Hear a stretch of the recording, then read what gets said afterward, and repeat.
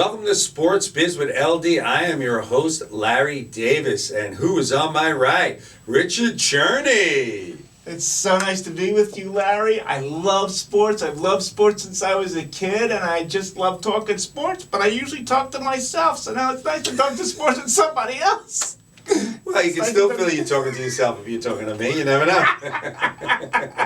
So, Richard, tell us, you do have a show on the channel. Let's try to promote you a little bit, and then we'll get into the whole sports thing. Because I know you think this show is a lot more entertaining than yours. Well, yeah. Even though you got a beautiful girl on your show. Let's not forget that Jamie is a Jamie Love, right from San Diego.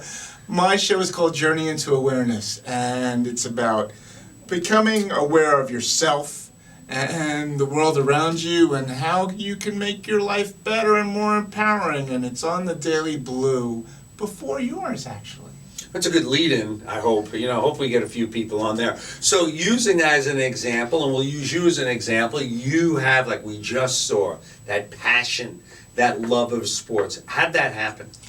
Well, because I couldn't really play sports due to the fact that I have cerebral palsy, I became the sports that I saw. And I was a Yankee fan. Because my father was a Yankee fan, and I remember sitting on his lap, watching a Zenith black and white, seeing Mickey Mantle in 1967. Yes, I was 5 years old. And he hit a home run, and he played first base for the Yankees at that time.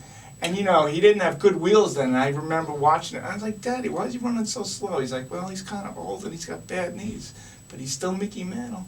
He still hit, 536 home runs? That's right. The interesting thing we'll bring about Mickey Mantle and other players like him, I don't think people talk as much about the guy was a switch hitter. So think about that, Richard. It's so difficult to be a professional baseball player, or any sport. That's right. Be a professional baseball to hit from one side, let alone both sides? That's right. Well, Roy White, who is another Yankee, was probably one of the best switch hitters that the Yankees ever had. Besides Mickey. Besides Mickey.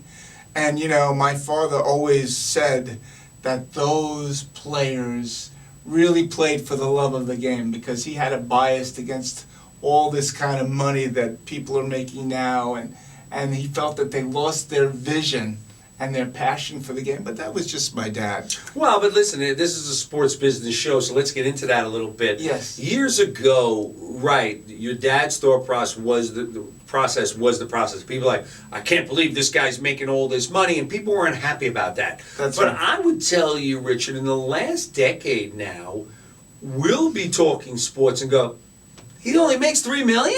He deserves more money. He should get more money. I mean, isn't it interesting how it has changed from your father's thought process, which is correct, and everybody agreed with, to now it's about, that guy should get more money. Right. And it's about business. It's about advertising. It's about promotions. It's become, the Yankees are a corporation.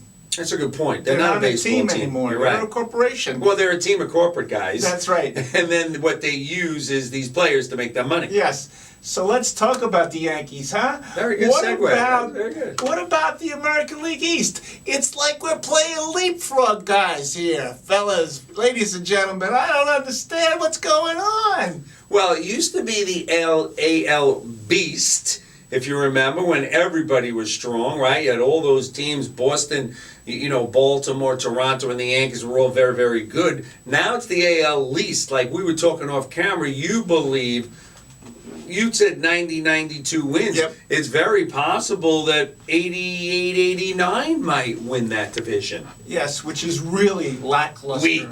Lackluster. Right. Lukewarm compared to past years. Come on. And what about the money they spend, man? I mean, you spent $250 million and you're 44 and 38?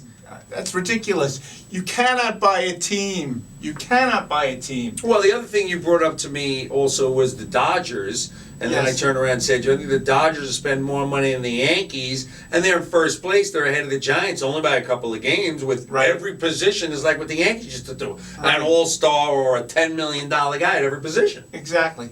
And we're losing the forest from the trees, so to speak.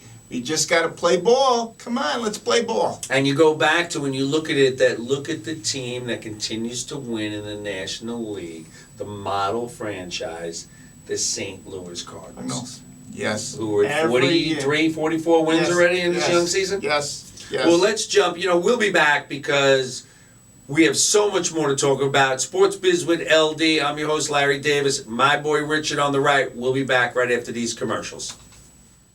Hi everyone, I'm Corinne Caro here with Daniel M., host of Front Row on the Daily Blue. Daniel, you've been doing a great job. I love having you here at the Daily Blue. A little close right here. Tell us what you look for in a guest. You know what? I like when people have a certain style and an opinion about fashion, fitness, grooming, anything that really is an inspiration to the viewers. I've noticed I've never been on your show, Daniel. Well, we're going to have to fix that. Oh, so I do have style? You do have style. Winning. Doesn't mean we can't go shopping, though. Oh, great. See you on the Front Row every week on thedailyblue.com. Thanks so much.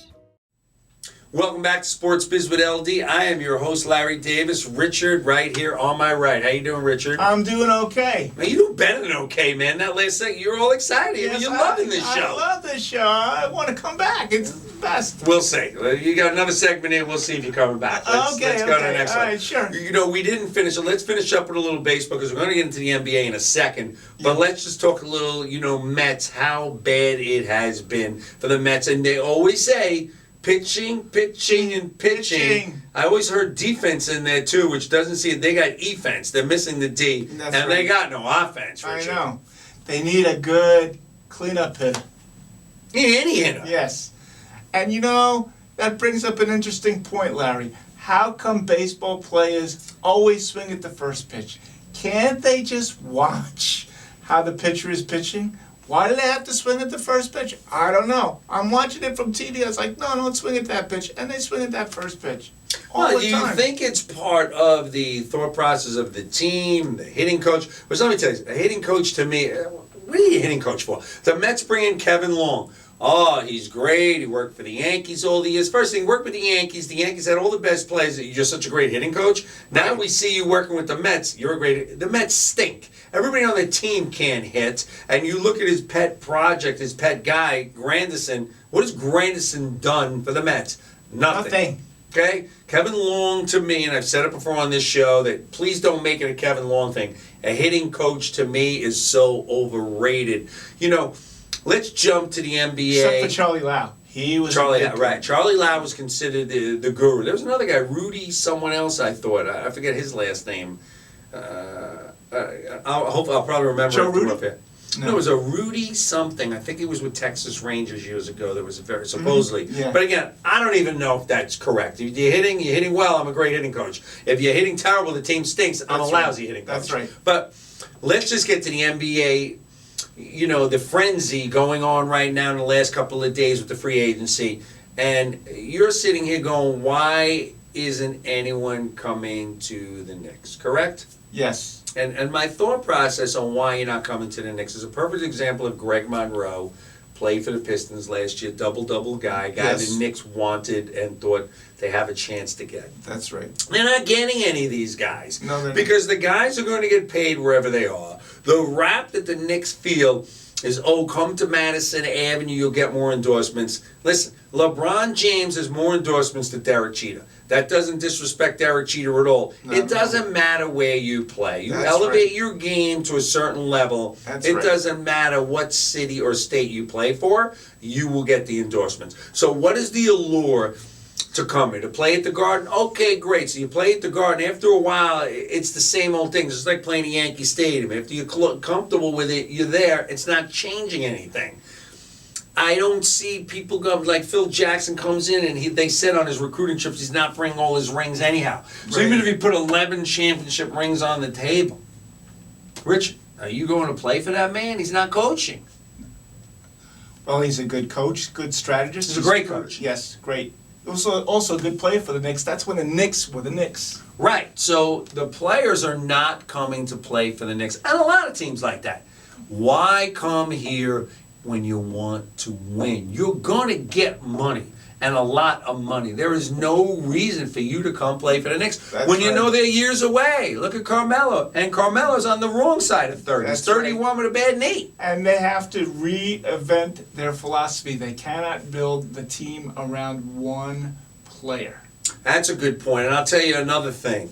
No matter what, whether the Knicks stink or the Rangers stink, or I'll throw in the Liberty because my good buddy Herb Williams is the assistant coach.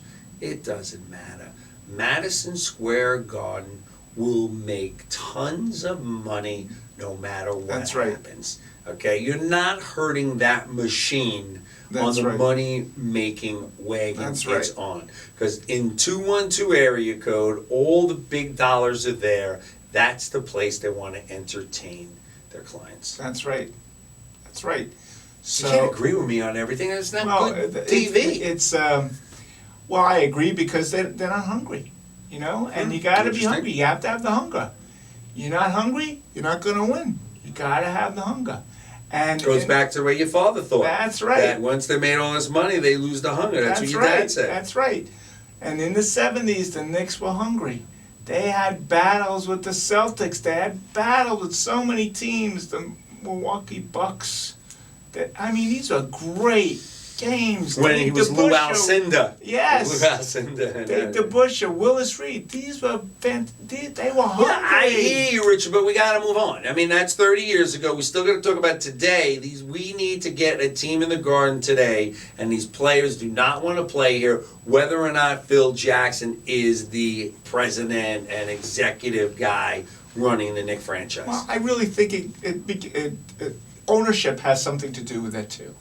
Okay, because they can set the tone of how they want their But corporation it to run. seems that James Dolan is a lot of people don't like him from the outside. Most people on the inside really love Jim Dolan and feel he's the most loyalist guy around. And he seems to spend whatever he's got to spend, even though he's spending it in wrong spots.